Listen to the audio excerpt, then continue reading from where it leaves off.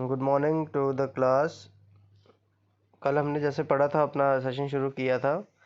आज हम पढ़ेंगे उसी के कंटिन्यू करेंगे, उसी की आगे वाली slide, that is listening versus hearing.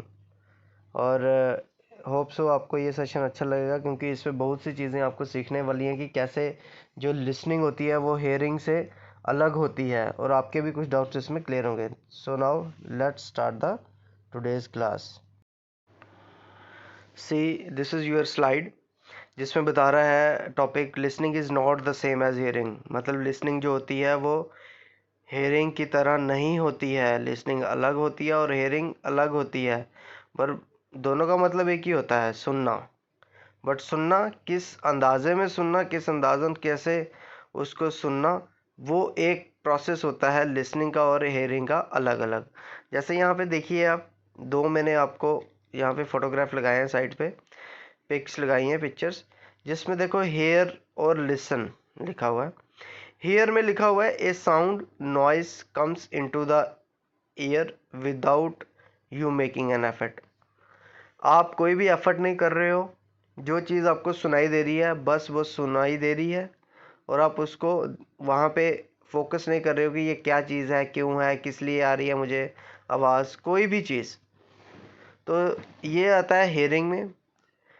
और वेयर एज लिसन में देखिए आप, एक ही एरो है, और हेयरिंग में देखिए तीन चार एरो। तीन चार एरो का मतलब है कि आपको कुछ ना कुछ सुनाई दे रहा है। नॉइस हो गई, कोई साउंड हो गई, कोई किसी की आवाज़ हो गई, कुछ भी आपको सुनाई दे रहा है, वो अलग अलग सुनाई दे रही हैं आपको चीज़ें। पर लिसनिंग में आप देखिए एक ही एरो, एक ही एरो का मतलब है कि एक ही साउंड आपको सुनाई दे रही है।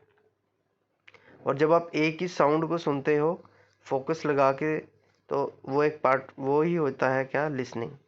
अब देखिए, चलो शुरू करते हैं इसका first point, that is hearing refer to the sound that you hear, whereas listening required more than it required focus.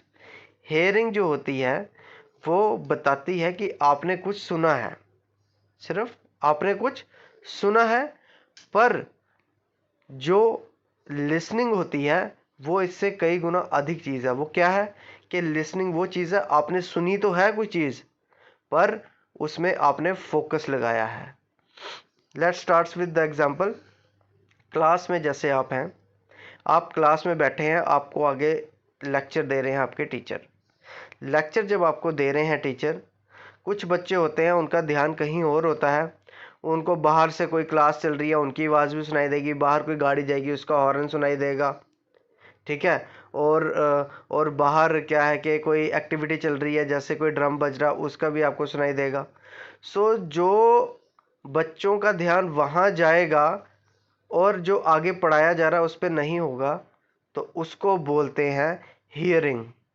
मतलब जो उनको पढ़ाया जा रहा है वहाँ उनका कोई ध्यान नहीं है, पर जो अलग अलग चीज़ों की एक्टिविटी, अलग अलग साउंड्स किया, उन पे उनका थोड़ा ध्यान है, तो वो हो गया हेयरिंग।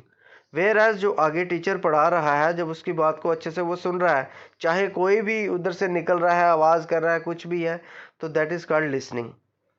सो लिसनिंग में फोकस की ज़रूरत होती है, हेयरिंग में कोई फोकस की ज़रूरत नहीं होती है।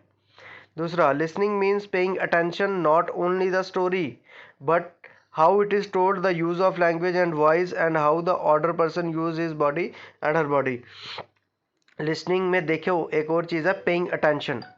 अटेंशन बहुत इंपॉर्टेंट होती है लिसनिंग में, क्योंकि जब आप सुन लेते हैं किसी चीज़ को तभी आपके दिमाग में वो चीज़ बैठती है। और आप क्या कर सकते हैं, जब कोई आपको बोल रहा होता है कोई चीज़, आप उसके बारे में फिर सोचते हैं कि उसने कैसे बोला था, किस लैंग्वेज का यूज़ किया था, कौन से वर्ड्स का यूज़ किया था, और कैसे वो इंसान हमें जेस्चर से समझा रहा था, जैसे भी वो समझा रहा था उसकी प्रैक्टिस क्या थी। तो वो सारा किस में आता है, हमारा लिसनिंग में। अगर आप फोकस करेंगे तो आपको अच्छे से समझ आएगा, और उसकी हर चीज़ को आप जब आप घर पे जाएंगे सोचेंगे। जैसे मैं आपको ये क्लासरूम का एग्जांपल दे रहा हूँ आपको, टीचर ने जैसे समझाया, कोई चार्ट लिया, चार्ट से समझाना शुरू कर दिया, ठीक है, वाइट बोर्ड पे समझाना शुरू कर दिया एग्जांपल्स देके। तो जब आप अच्छे से उसको लिसन करोगे, तो आप घर जाके उसको जब आप लिखोगे या रिवाइज करोगे, आपको वो चीज़ें याद आएंगी, क्योंकि आपने उस पर फोकस किया और आप उसको अच्छे से सुन पा रहे थे उस time. It means being aware of both verbal and non verbal message. इसका ये मतलब है, जब आप लिसनिंग पे बात करते हैं, जब आप लिसनिंग को अच्छे से करते हैं, सुनते हैं, जब आप कोई भी चीज़ अच्छे से सुनते हैं तो उसमें क्या चीज़ें आती हैं? उसमें दोनों चीज़ें आती हैं कि आपको वर्बल की भी नॉलेज है और नॉन वर्बल की भी नॉलेज है। समझिए आगे आ गया। A good listener will listen not only what is being said but also to what is left unsaid or one partially said. Good listener वो लिसनर होता है जो क्या करता है, जो कोई आपको बता रहा होता है कोई चीज़। अगर आप गुड लिसनर हैं तो आप ये भी उनको बोल सकते हैं कि आपने वो चीज़ नहीं बताई। इसका यही मतलब है कि जो हमारा गुड लिसनर है, जो सुनने वाला अच्छा जो लिसनर होता है, उसके पास पहले ही पॉइंट्स होते हैं। क्या वो चीज़ आगे वाला इंसान उसको बताएगा? अगर नहीं बताएगा तो वो उसको बोलेगा सर आपने ये नहीं बताया। सो ये गुड लिसनर की क्या होती है? पहचान होती है। गुड लिसनर हमेशा जो होता है वो पहले से तैयार होके रहता है।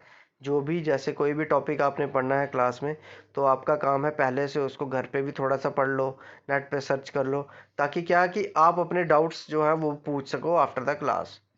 आगे कहता है, अब एग्जांपल है, if someone tells you that they are happy with their life but through gritted teeth or with tears filling their eyes, you should consider that the verbal and non-verbal message are in conflict.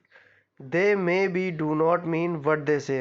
कई बार आपको एक इंसान बोलता है कि मैं बहुत खुश हूँ, इंसान बोलता है मैं बहुत खुश हूँ, पर कैसे? उसको मतलब कि वो कांप रहा है, उसके दांत कांप रहे हैं या उसकी आंखों से आंसू आ रहे हैं, तो आपने उसको ये देखना है कि यार ये कैसे इंसान बोल रहा है कि मैं खुश हूँ, ये तो रो रहा है। तो इसका मतलब आपको उसके वर्बल और नॉन वर्बल मैसेज जो है वो दोनों की पहचान होनी चाहिए। So this is for all today. ये आपको पता लग गया होगा कि लिसनिंग और हेयरिंग कैसे इंपॉर्टेंट है, और मैं होप कि जो मैं पढ़ाता हूँ आप उसको अच्छे से लिसन करते होंगे, ना कि हेयर करते होंगे। अगर हेयरिंग करेंगे तो आपको कुछ समझ नहीं आएगा, और अगर अच्छे से डाउनलोड करके उसको लिसन करते होंगे प्रॉपर, तो आपको अच्छे से समझ आएगा। इस पे पूरा टेंशन दें, अपना फोकस करें ताकि ये चीज़ें आपके काम आएँ। So this is all for today class. तो अपना काम जो है वो सबमिट करवाइए ग्रुप में। Thank you, have a nice day and stay safe.